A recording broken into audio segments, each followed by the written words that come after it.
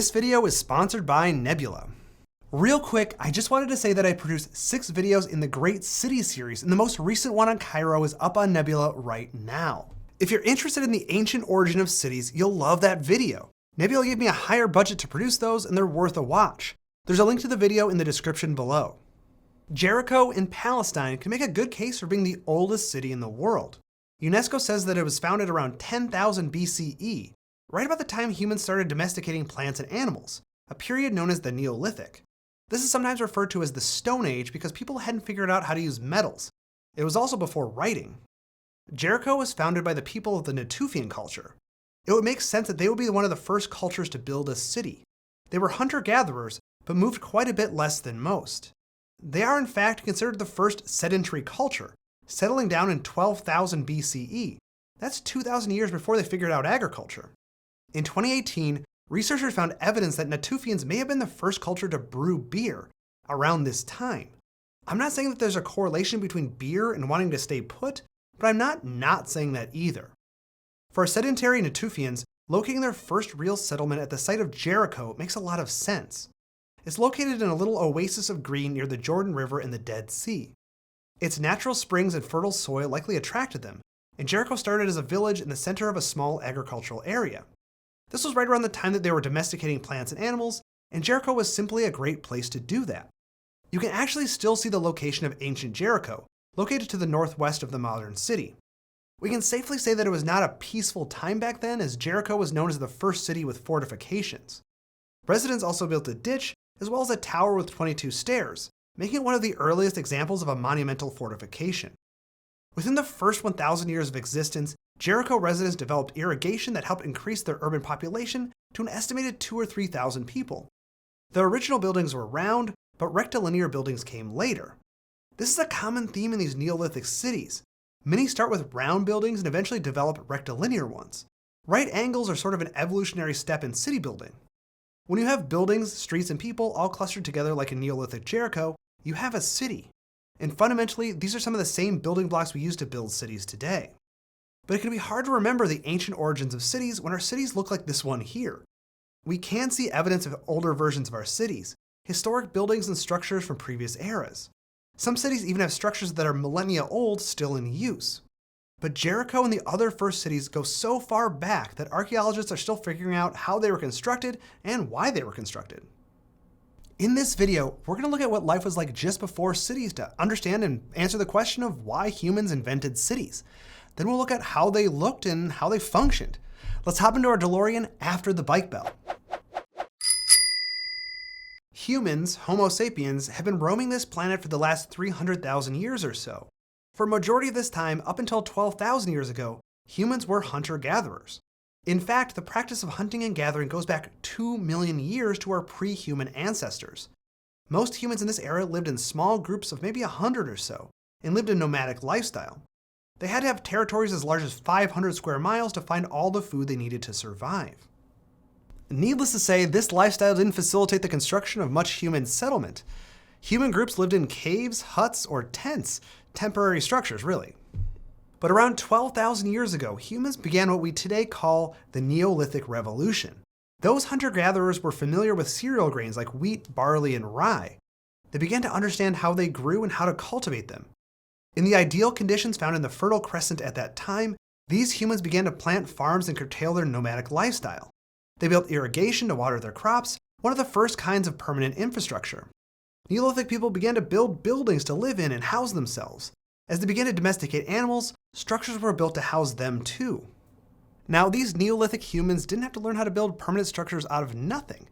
They were nomadic, but they often returned to the same place year after year and built permanent structures there, oftentimes for religious reasons.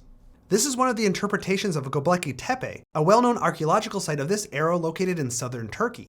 It was initially believed that this area was only seasonally inhabited and served a religious purpose. New evidence, however, suggests that humans may have permanently inhabited this site as early as 9,000 BCE. The more that we learn about the Neolithic era, the more it becomes clear that this happened over thousands of years gradually and at different times and in different places. Therefore, there's no one point in the origin of cities that we can point to and say, aha, yes, you were the first city. Jericho might be the first ever city, but it could be just as likely that the first city was built somewhere else first, thrived for 1,000 years, and then disappeared.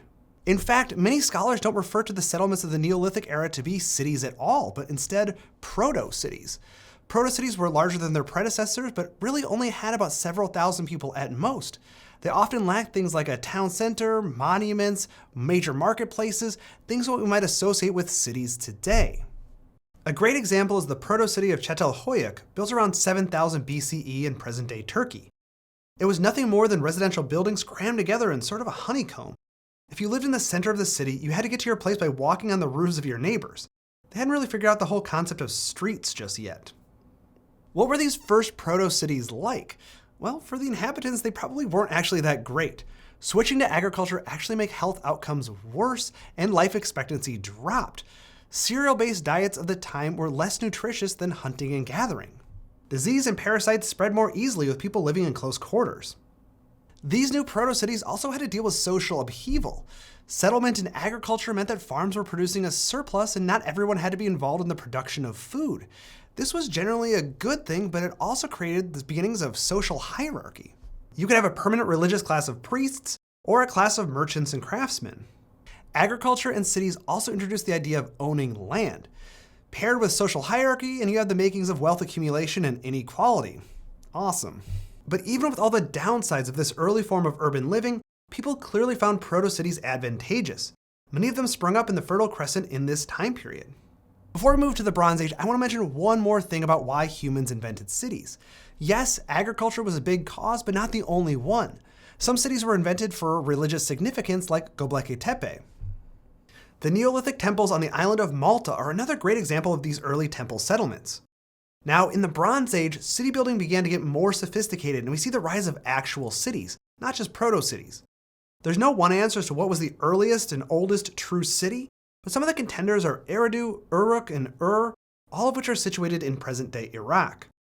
The Indus Valley, the western floodplain settlements of the Yellow River in China, cities in Myanmar, Malaysia, Indonesia, Guatemala, and the Yucatan region of Mexico are just some of the many other places where cities began in the millennia between 3300 BCE and 200 CE.